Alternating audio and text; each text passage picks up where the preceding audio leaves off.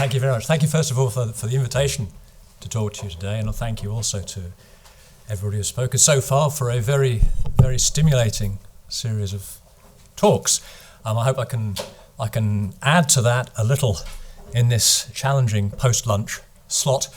And what I have for you today has to do with dreaming and narrative form. Actually, it starts off from an approach to narrative cognition, by which I mean thinking about narrative form as a mode of cognition as opposed to cognition of narratives or cognition in narratives, and using dreams or dreaming as the specific focus of that, coming out of a project called the Threshold Worlds Project, which was based in Durham, led by Marco Bonini and Ben Alderson-Day, who is a psychologist, part of which was a quite large-scale dream survey. Over 300 respondents to that survey, on both providing dream reports from their own experience and responding to a range of questions. So what I'm doing today is really testing out some of my own kind of theoretical arguments against the empirical test of that survey, discussing and interpreting the results from it. To begin with some context, dream research in recent years has taken considerable notice of the predictive processing model of perception, action, and cognition as a kind of feedback loop between embodied agents, neural networks, and their negotiation of environments. Despite the obvious fact that in the case of dreaming, the interaction it assumes between agent and environment does not apply. The dream does not constitute an experiential environment within which the mind engages in a recursive process of hypothesis testing, because all there is of the dream is what the mind presents to itself. In dreams, once we're beyond the stimulus involved in their inception and the dream is underway, the cognitive feedback loop functions within this representational circuit, which is to say that the inactive reciprocity between agent and environment assumed by the predictive processing model must necessarily become, in dreaming, a reciprocity between cognitive processing and the representational products of cognition. So in this talk, I'll develop the key hypotheses entailed by that position that I've just outlined in order to convey what's implied by those hypotheses and to offer a preliminary examination of their plausibility against the evidence of the Threshold Worlds Dream Survey. So the first hypothesis is that dreaming is primarily a manifestation of narrative cognition, which is to say a sense-making activity in a specifically narrative form. The second is that in dreams, the perceptual faculties function as media of narrative representation. The third is that dream cognition is engaged with an implicit semiotic environment. And the fourth is that dreaming participates in the inherent reflexiveness of narrative, and in particular, the mode of narrative meaning we call fiction. So, the hypothesis that dreaming is narrative cognition amounts to a claim that the dream is the product of an effort of sense-making rather than a phenomenal experience of which the dreamer tries to make sense. By narrative cognition, I mean in general the intelligible sequential form that we give to temporal phenomena, as distinct from those phenomena themselves as the sense data of empirical circumstances. So on this view, dreaming is a mode of thought rather than an experiential state.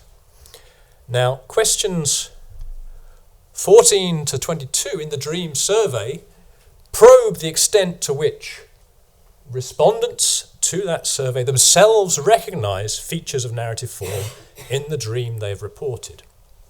So I don't know if you can see very clearly that. Question 14, for example, refers back to the specific dream each respondent was invited to report at the start of the survey and asks, did it feel like the dream had a plot, i.e. a sequence of events in some meaningful order? And that, that parenthetical qualification clearly invites respondents to think of plot in quite a broad sense. Received ideas of plot tend to have a stronger connotation of a well-formed narrative whole. Well, of 301 respondents, 191 did feel their dream had a plot, and of these, 49 felt that it arrived at a resolution, which was question 17. That's a fairly strong indicator of well-formed wholeness. But since my concern is with dreaming as an ongoing narrative activity, not the dream as an achieved narrative product, it's also worth noting that among the 87 respondents who answered no to question 14, there were 53 who nonetheless answered yes to another question testing for respondents' awareness of the narrative qualities of their dreams. That's to say, did it feel like your dream had a genre, such as horror or fantasy? Question 18.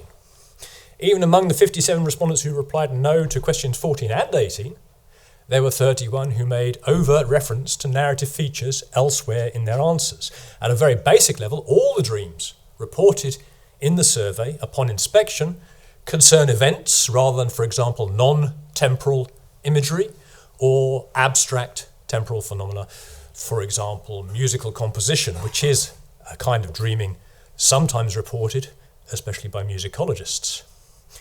Even respondent 138, whose dream report, "I dreamed about fish-shaped rice cake," doesn't seem to have an obvious narrative dimension. It turns out that this respondent was thinking of a recurrent dream, quote, "with sequential events," from question 8. This respondent declared herself quite happy with her description, even while acknowledging that "I can't remember the other parts now." But this issue of the gap between the dream report, as the basis of the whole survey, the dream report and the dream itself, that gap, of course, cuts both ways. It's plausible, surely, to suspect that respondents' narrative sense of their dreams is merely a rather self-evident feature of the dream report, the narrative sense they have retrospectively made of the dream, rather than of the dream itself. Questions 21 and 22 offer some opportunity to check against this possibility. Question 21 asks if respondents noticed any formal features of their dream, specifically any storytelling conventions, which is to say devices or techniques that might be recognizable from familiar cultural narrative forms and media. There's no reason to expect that all dreams will exhibit noticeable features of narrative form like this, but it is significant if some dreams do, especially if they are not the dreams of narratively preoccupied subjects like myself. The survey respondents were entitled to be baffled by this question, but almost half of them nevertheless gave some form of positive answer. Many mentioned voice-over or camera zoom, which are the two examples offered to them, but they also volunteered an impressive range of other original examples. Internal monologue, surround sound, multiple shots from different perspectives, such as third person, aerial, long shot, close-up, shot reverse shot, jump cuts, lighting effects and sound effects, represented narrators, scene changes, video game restarts, watching from the movie audience or the theatre audience, sudden mute, handheld camera, side-scrolling games, paused action, voicing of Twitter messages. There was also the endearing response, "Not really, just cartoon animation." And the remarkable, "Even had a dream with credits." A particularly salient feature of narrative form is its dual temporality, the time of the telling and the time of the told. And this was the focus of question 22. Did time feel different in your dream? E.g., slow motion, repetition, things happening out of sequence. And of course, those three examples offered reflect the three aspects of narrative temporality, that's to say duration, frequency, and order, identified by Gérard Genette in Narrative Discourse. They imply not only that there is a difference between the immediacy of temporal experience and its narrative representation, but that this difference may itself be made significant in various ways. Some form of positive answer to this question was given by 184 respondents, 61%, with some margin for interpretation. Many confirmed one or more of the three examples given, but other responses included versions of accelerated time or time compression, timelessness, paused and intermittent temporality, and montage of temporally unrelated scenes. This is a striking result, especially given that this question, like all the narrative-related questions discussed so far, only relates to the specific dream the respondent has reported. My second hypothesis, that the perceptual faculties function as the media of narrative representation in dreams, puts the concept of narrative cognition in dialogue with embodied cognition in the fundamental sense that it seizes upon the relational quality of perception, which is oriented towards both situated embodiment and semiotic contexts of significance for the cognitive subject. Because the context of actual empirical embodiment is largely moot during sleep, the activation of sleeping consciousness in dreams can give exceptionally free rein to the semiotic role of the perceptual faculties. This possibility is important because if narrative is understood as confined to the medium of language, dreams are not plausibly narrative in themselves. Narrative form would only arise, if at all, when linguistic representation becomes involved, which is typically at the point of the dream report. Narrative can be articulated in other media, however, not only in the sense that it may be expressed through different material or technological channels, but also in the sense that it may be expressed in iconic signs, such as visual images, just as in the symbolic signs of language. This hypothesis then assumes the view that narrative media, in the semiotic sense, may be mental rather than material, and that the function of percepts as iconic signs is laid bare in dreaming. Question 29 asks respondents which medium they might have preferred for their dream report and offers a range of options.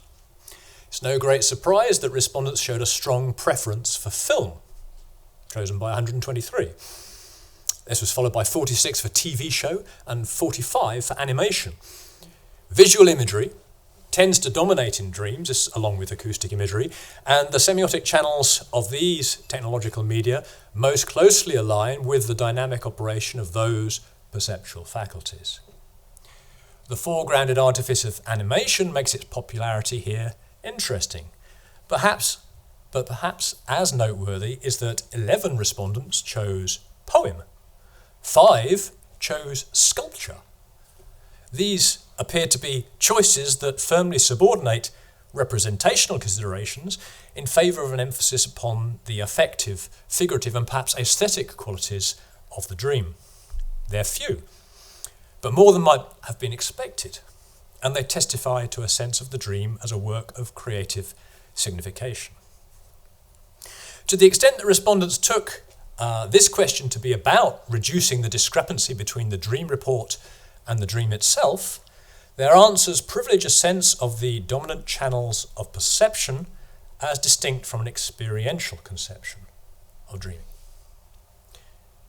Because hearing and vision are rather object-oriented senses, however, these answers don't really get at the immersive quality of dreams. Question 47, which asked, does dreaming feel more or less immersive than your everyday experience, logged 146 respondents who felt more, 86 who were not sure, and 68 who felt less. So this mixed response might reflect variability in experiences of dreaming, including variability within an individual respondent's experience, but it might also reflect uncertainty about what immersive means with respect to dreams. It's certainly an odd word to use with reference to everyday experience, where it seems tautologous, and is more usually invoked with reference to representational media. Is immersiveness a marker of experiential immediacy then, or of vivid mediation? Some of the dreams reported in the survey include more embodied perceptual images that helped to develop this line of thinking. So respondent 270, for example, reports, I dreamt that I burned my hand on the stove and that I felt the pain of the burn. Now, a dream of getting burnt does not involve any actual burning, of course, but from a first-person perspective, it can only really be represented through the medium of the sensation of pain. If there's a temptation, nonetheless, to understand this as a hallucination based upon the experience of being burnt, consider the experience of flying. Respondent 32 gives a strongly embodied account of my physical struggle to lift myself off the ground, adding that flying felt like an exhaustive workout, fighting against gravity. Whatever mode of flight was imagined here, its relation to the vigorous use of muscles was certainly not based on experience, and in fact has a somewhat figurative quality. It's worth noting this respondent's comment under question 28 on what was hard to describe in the dream. I'll never find the words to fully express how physically strenuous it felt. The idiom here conforms to the assumption that the dream is illusory experience, but the specific dissatisfaction with words invites consideration of different representational media and hints that the kinesthetic perception of muscular effort might be one. What was this respondent's answer to question 29 about her preferred medium of dream report? Sculpture.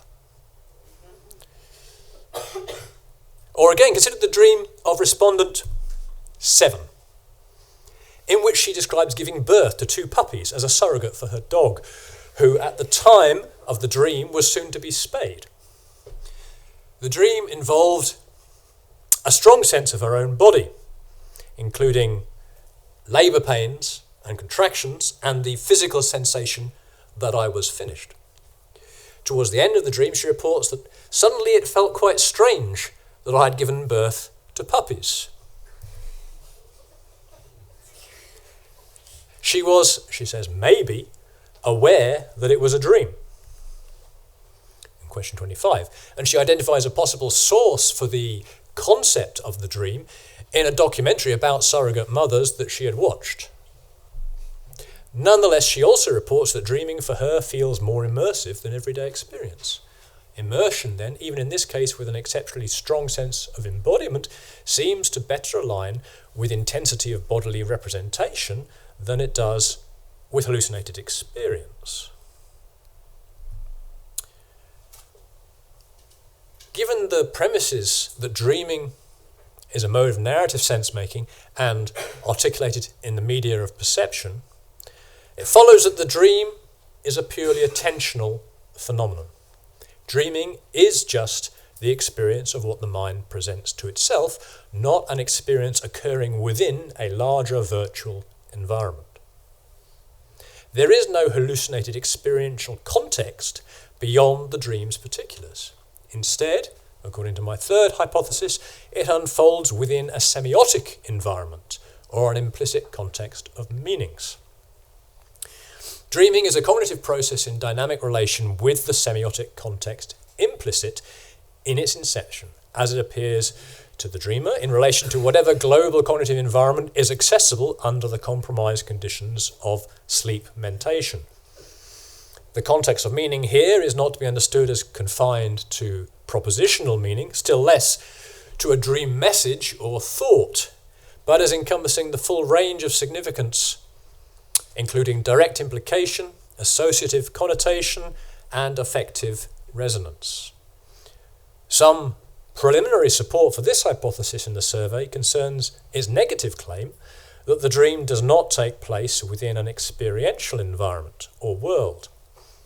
Question 42 asks whether respondents feel they have narrowed or unusual visual perception in dreams. E.g., you cannot access what is beyond the immediate focus. There were 153 positive answers to this question, while 104 felt not. Some of the positive answers included interesting characterizations of that feeling. I can only sense what the dream wants me to see. Only things that capture my immediate attention. I have attentional blinkers on. No broad peripheral vision. Vision is restricted to the plot of the dream, and bits of the environment I would notice in passing are ignored. I feel like I know what is beyond my immediate focus, but I just can't see it. These comments are mostly framed in the experiential idiom common to most of the participants in the survey. The first one is a notable exception, attributing communicative intention to the dream itself. But they nevertheless testify to an attentional sense of dreaming significantly different from experiential immersion in an environment, and raise the question of what could be beyond the horizon of attention, given that the dream is itself produced by the mind. They're also somewhat paradoxical observations in which the limits of attention are themselves available to attention. This metacognitive awareness is certainly not a necessary feature of dreaming, but it does suggest that in its absence, the generative limits of attention are no less real for being unnoticed. Question 42 is specifically framed in terms of visual perception, but it has implications for cognitive attention more broadly, and indeed some respondents took it in that larger sense. The positive claim entailed by my third hypothesis is that there is indeed a penumbra of the implicit beyond the attentional focus of the moment in dreaming, but that this larger cognitive context is semiotic in nature. That is, it consists of the latent possibilities of significance for the dreamer in the current and developing dream scenario. The difference between an experiential environment and a semiotic environment when dreaming may seem subtle, and much of the time it is, because the dreamer's representational logic generally adheres to the dreamer's cognitive expectations of experience. But there are clearly occasions when these two things come apart, and the explanatory distinction between the experiential and the semiotic models becomes more obvious. One well-attested instance of this is when the dreamer recognizes a dreamt person or place or object, even though it does not resemble its counterpart in waking life. For example, the dream of respondent 36 begins, "There was a man in my front garden. It didn't look like my front garden actually looks." The idea, my front garden, is here articulated through visual dream percepts that do not directly represent the garden concerned. Semiotic criteria trump experiential criteria. In the evidently disturbing dream that follows, the respondent's dream self kills the man and then considers killing herself with the encouragement of her mother, who is concerned that otherwise I won't get any sympathy. When this development is put in the context of information that emerges from the respondent's later answers, that she has not lived with her mother in real life for over a year, question 28, the dream's initial discrepancy comes into sharper focus. There is clearly a relevant sense in which my front garden is no longer mine, and the subsequent course of the dream suggests that the tension embodied in that contradiction is itself fraught with emotional significance. Other dreams in the survey help to round out the sense, already apparent in this example, of the dynamic quality of meaning-making in dreaming. Question 16 asks if the respondents felt there was an unexpected twist in their dream. Apart from contributing to the picture of a narrative sense of dreaming, this question asks not just whether something unexpected occurred, but whether this development made unforeseen sense of earlier features of the dream.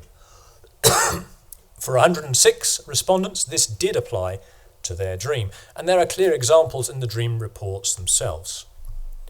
For example, my little brother was acting odd. It turned out that he was a mad scientist, and that there was a whole bit with him peeling his face off. It turned out is the key phrase here, linking the following surprise development with the anomaly earlier in the dream that it serves to resolve. The uncanny effect of such moments has to do with the feeling that the dream knows something before the dreamer does. But this is inherent in the improvisational process of dreaming as a mode of narrative sense-making on the fly, which works continually to realize possibilities implicit in the dream so far. Verisimilitude as a criterion for making sense is only one consideration for the chosen development, and often clearly not the main one. The ad hoc process of sense-making involved is also apparent in the way anticipated developments tend to be actualized in dreams, whether or not they're desired. I gradually realized that this might be a scam. My thought was right. In the room, it was a big monster. An unusual scam, perhaps. But this is one way to realize the implicit potential of the preceding feeling that things did not entirely make sense. The arbitrary and illogical way dreams seem to progress is, on this view, a motivated effect of cognitive efforts to make sense, if in a compromised or disinhibited state of consciousness. There is often, in fact, a sense of near tautology in the continual feedback loop between the dreamer's total cognitive environment, albeit within sleep, and the opportunities afforded by the ongoing particulars of the dream in progress. So, respondent 225 reports, I dreamed that I went to my local shelter and the cat that I already own and adopted from a shelter was in the shelter. So I, of course, adopted her again. I wondered how she ended up back there. Turns out she had developed the ability to speak and told me it was an experiment to see if I would still adopt her. And I passed. Here, the inception of the dream appears to conflate a memory with the present articulation intrinsic to the iconic media of dreaming, creating an anomaly which is not resolved by the dreamer's reiteration of her previous decision to adopt the cat. The twist, it turns out, is that the question of her fidelity to her original preference is precisely the point, or rather is made precisely the point, by this recuperative move in her dreaming, which makes the doubling of past and present into a vindication. In reply to question 12, how did your dream make you feel? This respondent answered, proud. The shelter had a celebration, and I was given a crown.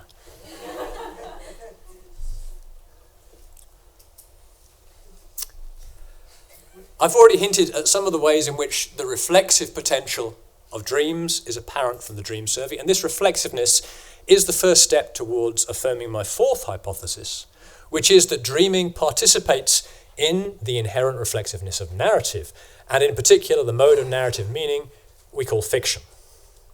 One instance of this reflexiveness is the element of metacognition inherent in some respondents' awareness of the bounded quality of their visual attention.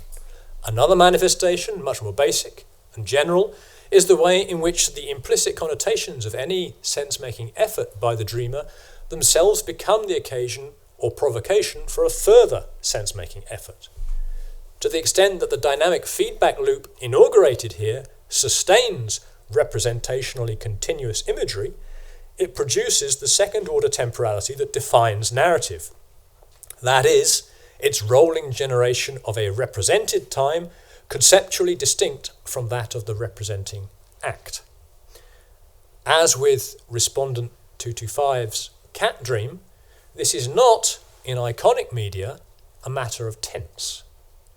The pastness of narrative is a more abstract quality, better understood as the cognitive displacement entailed by the reflexive turn itself. Every act of sense-making implies, along with whatever else, the subject position of that cognitive agency, as distinct from any subject position associated with represented agency in the dream's action. The survey most nearly addresses this doubled subjectivity in question 48. Do you tend to dream in first person, or do you see yourself from the outside?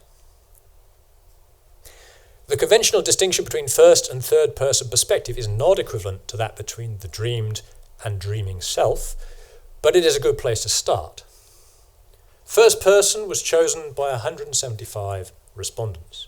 100 said both, 17 said they see themselves from the outside, and 9 said neither/not sure. Neither, is worth noting, is a possible answer for someone who thinks they tend to dream about other people, which would actually be a better equivalent for third-person perspective as normally understood. This is one reason why the question itself avoids third person, although it's a term used by several of the respondents. There is one case of genuinely third-person perspective among the reported dreams, even though the respondent concerned claims to dream in the first person. I had a dream about two couples who were doing some type of criminal activity, and one of the women in one of the couples grasped the scheme up to the police, and they found out she grasped and were going to murder her, but I woke up before they did. The absence of self-representation here is reinforced by her answer to question 23, where she confirms that she had no awareness of herself during the dream. The vast majority of the dreams reported do include self-representation, though, so respondents who use the term third person tend to mean something else. In respondent 251's dream, the point of view often flipped from third to first person. And in respondent 225's cat shelter dream, that was viewed in third person, like watching a TV show. These dreamers are referring to the way in which their dream, or their dream perspective, is or becomes dissociated from embodied representation. That is, the selfhood implied by their embodied perceptual perspective itself becomes the object of a reflexive level of attention, generating a detached subject position of its own, a dreaming self distinct from the dream self. Such overt manifestations of dual selfhood are not uncommon, but they actually involve quite a high degree of reflexive consciousness. The duality is latent even in dreams that seem unreflectively confined to an embodied perspective, in that the subject position constituted by the dreamer's perceptual attention is itself always available to attention in principle, and reflexive awareness may be thought-like rather than perceptually realized as it is in these examples. Selfhood as such is reflexive, in other words, and the I of cognition is always reciprocally both subject and object.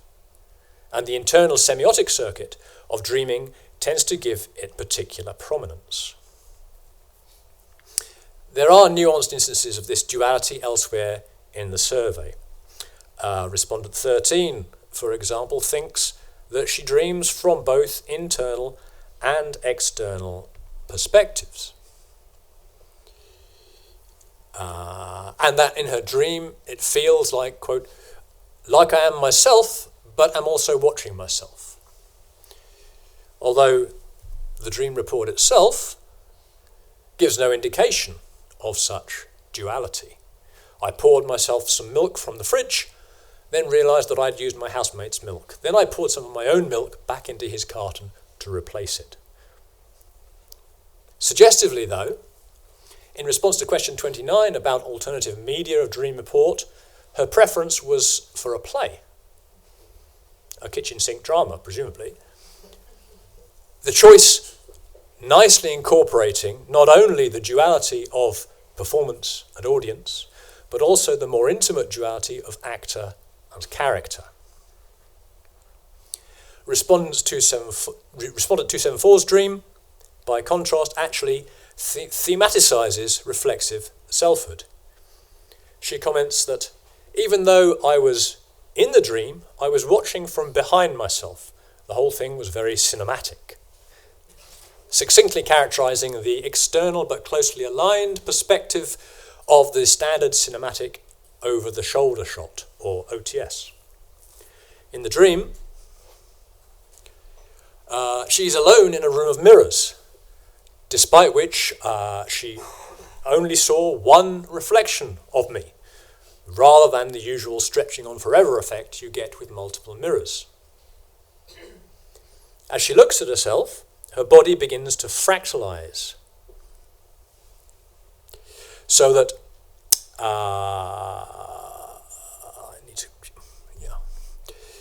her body begins to fractalize, so that at each joint, extra copies of whatever was above the joint started to branch off. This elaborate dream plays with its own reflexiveness in a sophisticated way. But asked if she was aware she was dreaming, she replied, definitely not.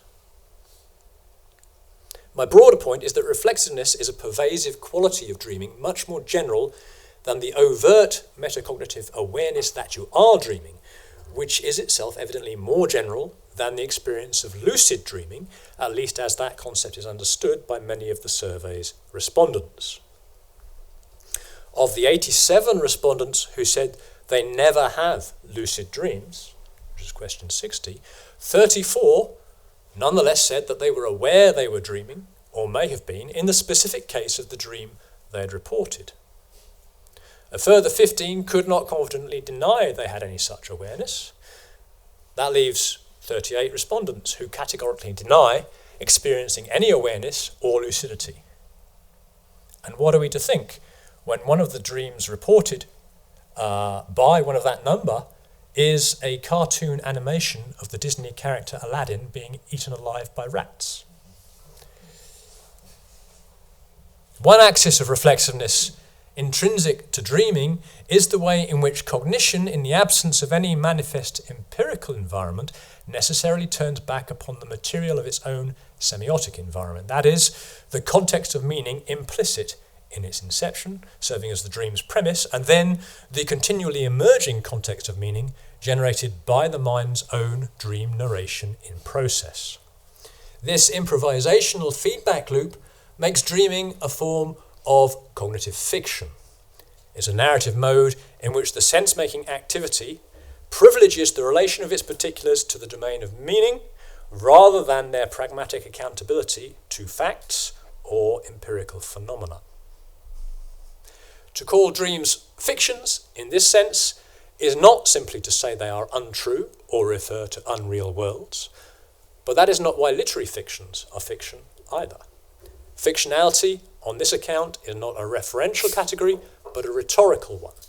It's a way of making meaning that entails a distinctive cognitive stance from the perspectives of both creation and reception. Fictionality in this rhetorical sense arises with the occasion dreaming provides for cognitive processing that is not predictive of its environment, but reflexively formative. Its distinctive orientation is the effect of a much more fundamental reflexiveness than that involved in lucid dreaming, and in fact the important supporting evidence from the lucid dreamers in the survey is supplied not so much by their lucidity itself as by its limitations. A good example is the dream reported by respondent 60, in which someone at college dies and then someone drowns in a car. And at this point, she began lucid dreaming and decided to bring her back to life. The dream ended when I was on my way back to college to bring the other person back to life too. So lucidity allows the dreamer to realize she can change the fate of the people who have died, but apparently only one at a time, and, for the previous death, only by doggedly travelling back to the imagined scene. Given that this was the respondent's first lucid dream, that's question 8, her limited grasp of the implications is perhaps understandable. Different aspects of lucidity may be accessible to different degrees, and the anomalies of dream lucidity can be attributed to inhibited cognitive capacity during sleep. But lucidity is characteristically partial precisely to the extent that the dream continues.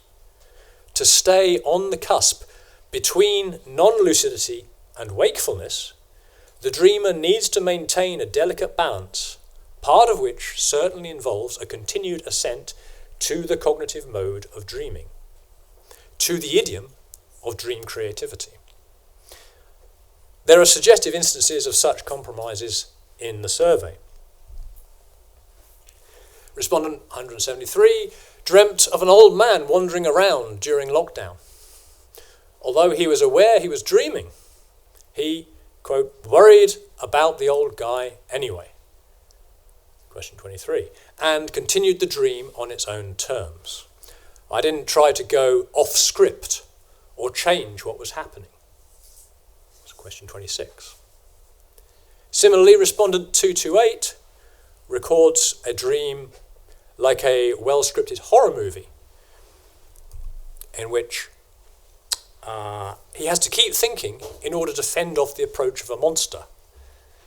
Despite being a regular lucid dreamer, about once a week, apparently, from question 60, and aware that it couldn't be real, he reports that the fear from the dream forced me to have to go along with it. Question 23. The effective significance of the dream compels him, even as it thematizes the remorseless necessity of its logic, independent of his conscious thinking. His unwilling recognition of this necessity is nicely articulated when he describes trying to keep the thoughts running through my head to stop whatever was going to happen from happening. Okay, so the dream survey, in conclusion, then provides support for the narrative view of dreaming articulated in my Thor hypotheses. And I would suggest that the argument elaborated here also has larger implications, both for the fundamental place of narrative in cognition and for the processes of cultural forms of narrative creativity. Thank you.